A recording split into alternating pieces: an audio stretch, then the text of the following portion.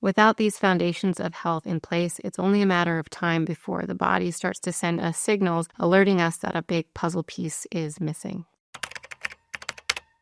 Hi everyone, it's Dr. Jinmee Graham, and today we'll be talking about 6 powerful herbs and supplements to help support or boost your immune system. If you're always feeling run down with the changing seasons or looking for a natural way to prevent or recover more quickly from cold and flu season, this video is for you. As a reminder, it's always important to consult your healthcare provider before starting any new herbs or supplements, especially for children. Now, at the basic level, our immune system is our system of defense, keeping us strong, resilient, and healthy, and protecting us from both external and internal threats. I see the way our immune system functions as a direct correlation of the vitality we experience in our day-to-day lives. So the stronger and more resilient our immune systems are, the more vitality and life energy we experience as well. Now, before we dive into the herbs and supplements, it's important to reiterate the importance of establishing the foundations of health. At the physical level, this looks like a wholesome diet, hydration, adequate sleep, movement, exercise, and stress management. These foundations lay at the base of our pyramid and allow any additional natural therapeutics to work better and last longer.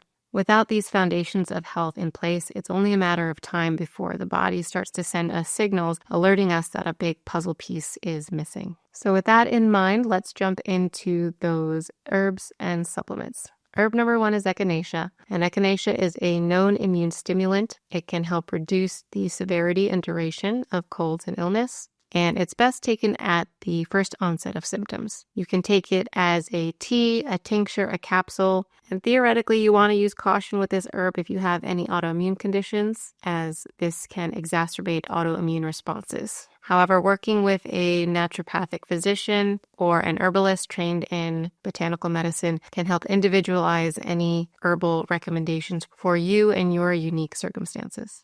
Herb number 2 is elderberry. Elderberry has increased in popularity over recent years, and for good reason. It's rich in vitamin C. It contains anthocyanins, which, among their many beneficial health properties, also act as antioxidants. And elderberry is generally great and safe for the whole family. In studies, elderberry has been shown to reduce viral replication in cells. So this is especially seen when taken, again, at the onset of illness to prevent the virus from replicating and spreading in our cells and taking hold. You can take elderberry as gummies, as tea, as a tincture. However, the best way that I like to take and recommend this herb is as elderberry syrup. And this is when that elderberry juice is combined with honey or glycerin, and it's a great and tasty way for the whole family to take. Many people like to take this throughout the fall and winter months as a preventative. You can take it or think of it kind of like a food that you're taking regularly for prevention. And when you're taking it in this way, you're likely supporting yourself and getting ahead of those colds and other illnesses.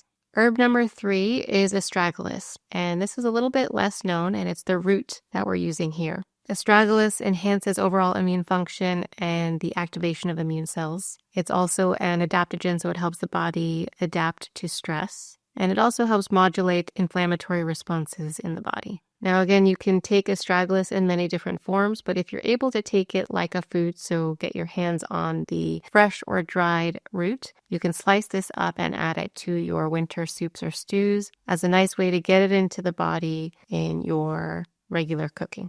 Herb number 4 is garlic, and this is a staple in many household kitchens. Garlic contains something called allicin, which has antibacterial, antiviral, and antifungal properties. Allicin is known to help prevent and shorten the duration of colds. And again, while you can take it in capsule form, it's great to just cook more regularly with it and add it to your daily meals. Now, a little tip here to really activate and get the most out of those immune supportive properties is you want to make sure to crush or chop garlic and then let it sit out at room temperature for about 5 to 10 minutes before you eat that garlic. Breaking up the cell membranes and then letting it oxidize for a little bit is what activates allicin. And allicin can be a little bit heat sensitive, so you want to add garlic to the end of your cooking instead of at the very beginning. And consuming it shortly after crushing, chopping, and letting it sit is the best way to get the most potent effects of this incredible herb.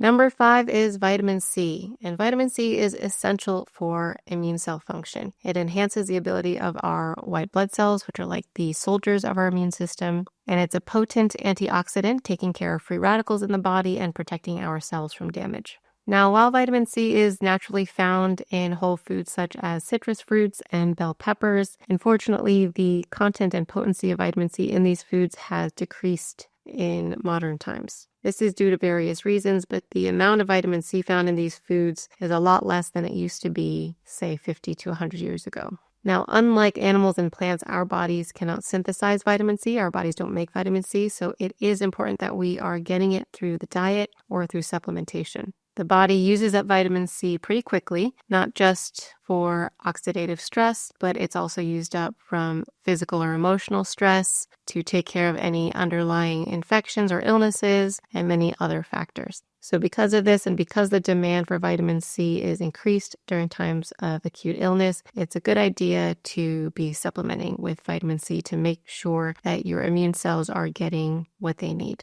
Last but not least, number 6 is zinc. And this important mineral enhances both innate and adaptive immune responses. It has antiviral effects, and it also modulates inflammation in the body. Now, while zinc is naturally found in foods such as oysters, beef, pumpkin seeds, you can also get it in supplement form, and it's found in many multivitamin formulations. If you are going to take a zinc supplement, it's best to take it with food, not on an empty stomach. Taking it on an empty stomach can be a little bit rough and can make you feel a bit nauseous. However, my favorite way to take and recommend zinc, especially for acute illness or to support colds, is in lozenge form. And when you allow a zinc lozenge to melt and dissolve in the mouth, it is coating the throat and coating those mucous membranes in the mouth, and it's also accessing the nasal passageways. And this is targeting the site of infection. Many respiratory viruses that cause the common cold take hold in the nose and mouth. So taking a zinc lozenge, especially within the first 24 hours of symptom onset, you're not only preventing viral replication at the site of infection, but also activating local immune responses in these mucous membranes and allowing the immune system to respond more effectively than taking it in, say, supplement form. So to recap, we talked about 6 awesome herbs and supplements to help support or boost the immune system, if you will. And these are Echinacea, Elderberry, Astragalus, garlic, vitamin C, and zinc. It's important not to over-supplement, so as a reminder, it's always important to consult your primary healthcare provider to make sure you're taking these in safe and beneficial amounts for you. Remember to keep working on and optimizing your foundations of health. These allow these great herbs and supplements to work even better and last longer. If you like this video, don't forget to subscribe for more natural and holistic health tips for your family. I'm Dr. Jinmee Graham, a holistic naturopathic doctor, and I'll see you next time.